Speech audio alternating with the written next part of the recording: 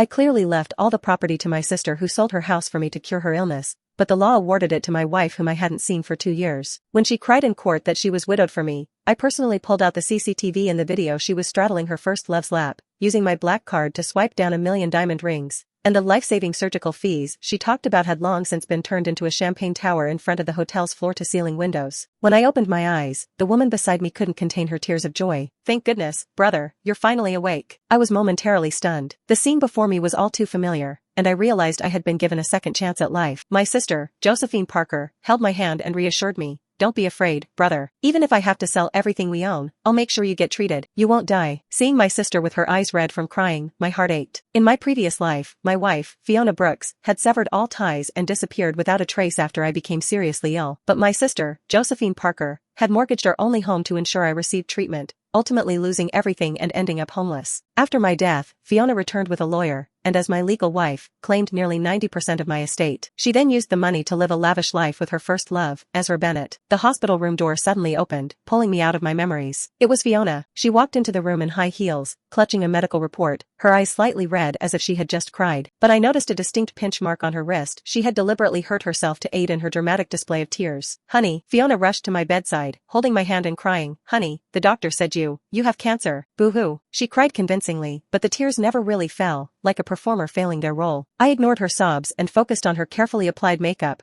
reflecting on everything from my previous life. I sighed, realizing how deceptive appearances could be. Who would have thought that such a pretty and gentle wife would leave me after I fell ill? According to the previous life's events, we'd argue soon, and Fiona would leave, cutting off all contact until I died, only to return and fight for my inheritance. As I pondered, I noticed a dark red mark peeking from her collar. I reached out to reveal it, my face darkening. "What does the tattoo THWL under your collarbone mean?" Fiona was startled, quickly brushing my hand away and readjusting her top. "Are you hallucinating because you're so sick?" "There's no tattoo." I sneered inside, playing dumb. Must have been a hallucination, then. She still carried the lingering scent of Ezra Bennett. "What's that smell on you?" I asked, pretending not to know. "What smell?" "Nolan Parker, you're sick now. I don't want to argue with you." Fiona's face was displeased. Josephine shot Fiona a disapproving look. "At a time like this, you still want to argue with my brother? Are you trying to make things worse for him?" "Fiona, you should go back to work. I'll take care of Nolan." My sister wanted to send Fiona away to avoid any arguments between us. In my previous life, I had caused a huge scene at this point. In this life, I found it unnecessary, so I didn't have a direct conflict with Fiona. After Fiona left, I finally calmed down to consider my strategy. I needed to transfer all my assets to my sister before I died. 3 days after being discharged, I immediately contacted my classmate Gideon Carter, a highly skilled private lawyer who had handled many difficult cases. "You're in the late stage of liver cancer? No way?" Gideon was shocked to hear about my cancer diagnosis,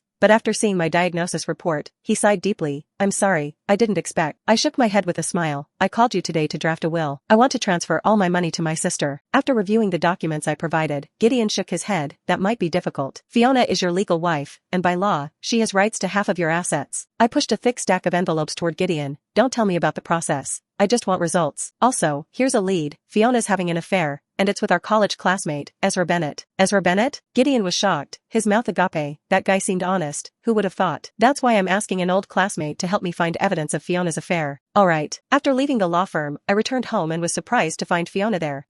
Why are you home?" I was surprised. Maybe because I didn't insist on exposing the tattoo under Fiona's collarbone. The butterfly effect led to her not cutting me off or leaving in this life. Fiona was excited. "Honey," I asked a doctor friend. They said, "Well, domestically they can only prolong life. There have been successful treatments abroad." I was taken aback. "Terminal liver cancer can be treated?" Yes.